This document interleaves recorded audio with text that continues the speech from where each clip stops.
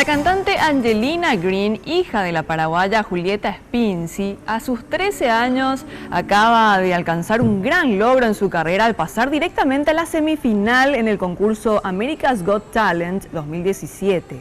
La adolescente cantó la balada I'll Still Stand By You de The Pretenders y la modelo y conductora Heidi Klum le dio su pase directo a la semifinal.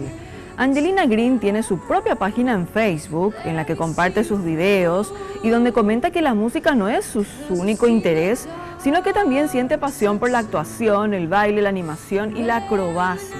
Le encanta tocar el piano, la guitarra y el ukelele. Nothing you confess will make me love you less. I'll stand by you.